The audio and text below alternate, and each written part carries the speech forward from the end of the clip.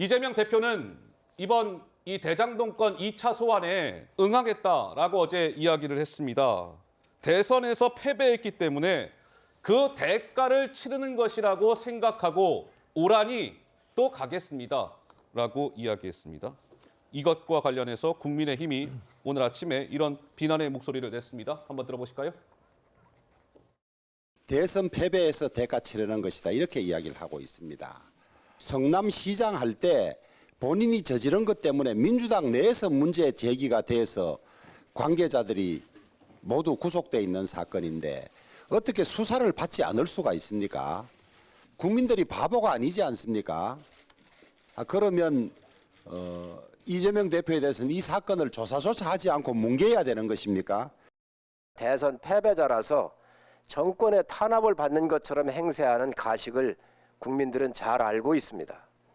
국민들은 대선 후보까지 한 사람이 저지른 온갖 비겁한 행태를 보는 것 또한 고통스럽습니다. 범죄 혐의가 있는 이재명 후보를 대통령이 되는 것을 막은 것은 바로 국민이고 민주주의 희망입니다.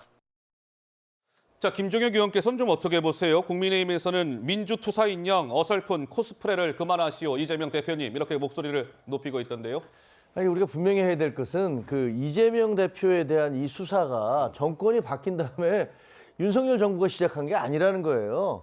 그 많은 혐의점들은 그 경선 과정에서 이낙연 후보 측에서 문제를 제기를 했고 나머지 백현동 사건이라든가 그 성남 FC 사건 이런 것들이 문제가 된 것은 언론 추적 보도가 있고 난 다음에 고소 고발이 뒤따랐던 거거든요. 문재인 정부에서 이루어졌던 일들입니다. 네. 그것이 지금 진행되고 있는 건데 저는 놀라운 게 이재명 놀라우세요? 대표께서 뭐라고 그러시냐면 이게 대선 패배의 대가를 치르는 것이다라고 얘기를 하시잖아요. 그러면 대선에서 만약에 이겼으면 과거에 어떤 짓을 저질렀든지 그것들에 대해서 다 면죄부가 되는 건가요? 물론 대통령이 당선됐다면 아마 소추권이 없으니까 내란이나 외환죄가 아닌 한 소추권이 없으니까 중단이 됐을 겁니까? 수사가 중단이 되긴 했겠죠. 예. 하지만 정치적인 승리나 패배와 상관없이 본인이 저지른 범죄 혐의라든가 피의 사실에 대해서는 검찰로서는 당연히 고소고발이 들어오거나 지적이 있으면 그것을 수사하는 게 마땅한 겁니다.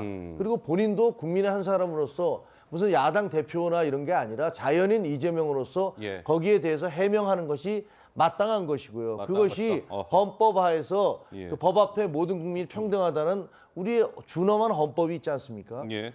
근데 아마 제가 보기에는 이재명 대표께서는 이 생각하시는 것 같아요. 과거에 성남 FC 사건과 관련해서 문제가 생겼잖아요. 고소고발이 들어왔었는데 경찰이 그거를 2년 동안 그냥 속된 말로 깔아문댔어요. 아무것도 안 하고 수사 안 하고 있다가 예. 나중에 저분이 이제 경기도지사 관련해서 친형님 그 정신병원 감금 논란과 관련해서 1심, 2심을 거쳐서 대법원에서 이게 논란이 되는 무죄 판결이 내려졌지 않습니까? 예. 그러니까 그때부터 경찰이 득달같이 수사를 시작해서 6개월 만에 무혐의, 알겠습니다. 그러니까 쉽게 얘기하면 죄가 없는 걸로 해달라고 해서 그게 뭐죠? 불기소 의견으로 검찰에 송치를 했단 말이에요. 예. 그러니까 저분은 야 성남시장 때 내가 뭐 그 문제가 있었지만 내가 결국은 경기도지사 돼서 경찰이 다 그러니까 쉽게 그 불기소 처리해달라면서 검찰에 송치했듯이 이번 사건도 그렇게 해주면 되는 거 아니야? 라고 생각하시는 건지 모르겠는데요. 예, 예. 법은 그렇게 고무줄이어서는 안 된다고 생각합니다. 우리 법이 사실 고무줄이 되면 안 되는데 검찰은 고무줄이 된 것 같아요. 아, 검찰은 고무줄이 우리 됐다. 국민들이 그렇게 보고 있는 게 객관적 사실입니다. 예, 예. 관련된 그 뭐 여론을 보면 승자는 사실 뭐 무슨 짓을 해도 수사도 안 받고 패자는 정말 탈탈 턴다. 하다못해 이재명 지사의 아들의 혐의까지도 일부분 미흡하니 재수사하라라고 하는 것이 검찰 아니겠습니까? 우리가 그 경선 과정 말씀하시는데 그 이전에 홍준표 대구시장이 경선을 할 때 예. 검찰의 수사의 인정이라고 얘기했어요. 아하. 나 같으면 수사 그렇게 안 한다. 온 가족을 다 건드리는 것 이건 너무 가혹하다. 예. 이런 얘기 했었어요. 예. 우리가 못 봤던 그 수사가 이재명 대표에게 지금 주어지고 있는 겁니다. 만약에 예. 이재명 대표가 성남시장하고 경기도지사로 끝냈으면 지금 이런 탄압을 받겠습니까? 안 받을 거예요. 우리 국민들 그렇겠지. 그렇겠지. 다 동의할 겁니다. 예, 예. 그런데 지금 야당의 대표가 되어 있고 다음번 대통령 선거에서 또한 유력한 주자가 되어 있다 보니까 어떻게 해서든지 간에 이재명 대표의 정치적 생명을 끊으려고 하는 끊으려고. 혹은 끊든지 최소한 큰 상처기를 내려고 하는 예. 이런 정치적인 보복의 어떤 배후 아, 예. 이런 것들이 숨겨져 있다라고 정황을 보고 판단을 하고 있는 거예요. 예. 그렇기 때문에 그런 부분에 대해서는 그런 오해를 받지 않으려면 예. 승자에 대해서도 공정한 수사를 한다면 저는 그런 오해는 깨질 거라고 생각합니다. 형평성 있게 수사해라. 저는 어떤 생각이 드냐면요. 이번 사건을 보면서 지금 이제 복귀환 대변인께서 말씀하셨던 대로 아마 그냥 묻혔을 수도 있는 사건이에요. 그런데 조구는 어떤 생각이 드냐면 야, 참 하늘이 무심치 않구나. 만약에 대장동 사건이 지금 알려진 대로 저렇게 어마어마한 그 사건이라면 당군일의 최대 비리라면 그것이 묻혔다면 우리 국민들은 얼마나 억울했을까.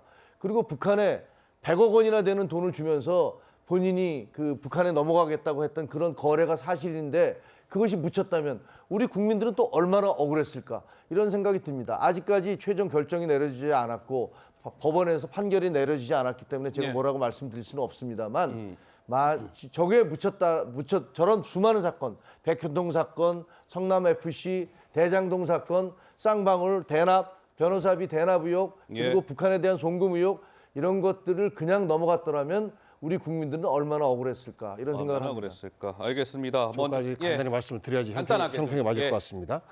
LCT 민간 개발했고 양평 공흥지구 김건희 여사의 그 어머님 관련된 겁니다. 민간 개발 다 했어요. 수사가 진행되지 않고 있습니다. 많은 의혹이 있고 민간업자는 얼마만큼의 이익을 거두는지 몰라요. 아, 그러니까 공정하게 되려면 이런 부분까지도 함께 진행돼야 된다라는 말씀 드리는 거고 그리고 지금 변호사비 대납에서 대북 송금 의혹으로 번지고 있지 않습니까? 전형적인 별건이고 이 예. 또한 구체적 증거 없이 예. 결국은 정치인 상처내기다라는 예. 말씀드립니다. 자, 여기까지 말씀 듣겠습니다. 자, 이렇게 뭐 여야 간의 생각이 극명하게 엇갈리고 있는 상황. 어쨌든 이 검찰이 수사를 하고 있고 뭐 일부는 또 이제 재판에 넘겨진 것도 있고 향후에 재판에 넘겨지면 이제 또 재판이 진행이 될 테니까 그 과정이 조금 이제 진행이 될 겁니다. 한번 좀 차분하게 지켜봐야 될 것 같고 아까 제가 김용 전 부원장이 유원홀딩스 뭐 사무실에서 돈을 받은 거 아니냐라는 언론 보도가 있었다라고 말씀을 드렸는데 김용 측에서는 남욱 정민용 주장에 돈 받은 사실 없다 이렇게 강력하게 부인하고 있다는 사실 추가로 말씀을 드리면서 넘어가겠습니다. 검찰이 저것도 밝혀내겠죠. 자, 이재명 대표 어제 이렇게 얘기했습니다. 들어보시죠. 제가 왜 체포 대상이 되는지 저는 이해를 할 수가 없습니다. 혐의에 대한 뚜렷한 증거도 없고 제가 도망을 갈 것도 아니고 주거 부정도 아니고 무슨 증거인멸을 하려야 할 수도 없는 상태인데 뭐 때문에 체포 대상이 된다는 건지 저는 이해가 도저히 안 됩니다. 야당 대표이기 때문에 그런 건가요?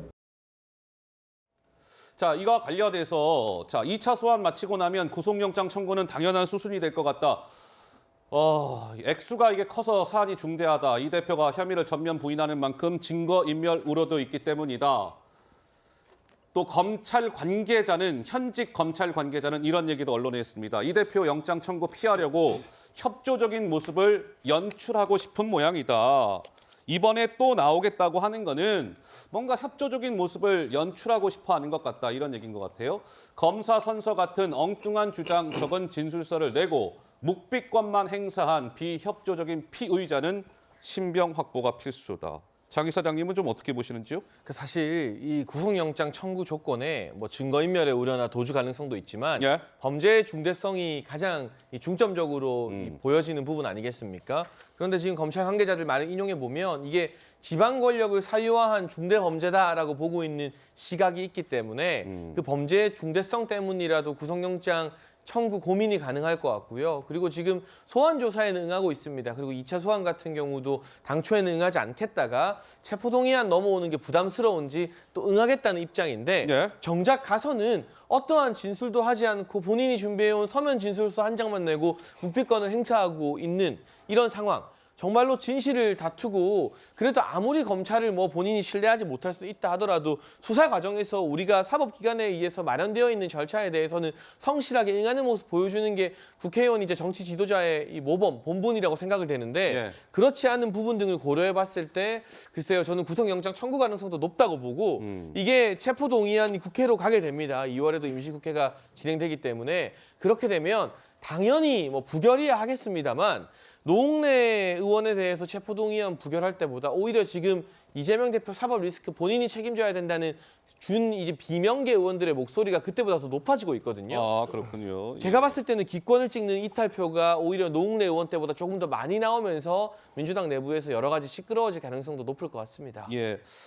자, 이제 검찰이 어떤 판단을 내릴지는 봐야 될 것 같습니다. 이제 2차 소환 이후에 성남 FC 건으로 묶어서 영장을 치게 될지 아니면 어차피 체포동의안 본회의 가봐야 부결이 될 테니 그냥 체포동의안 넘기지 않고 불구속 상태에서 재판에 넘길지 검찰의 속내도 복잡하지 않겠습니까? 한번 좀 검찰의 판단을 지켜보기로 하면서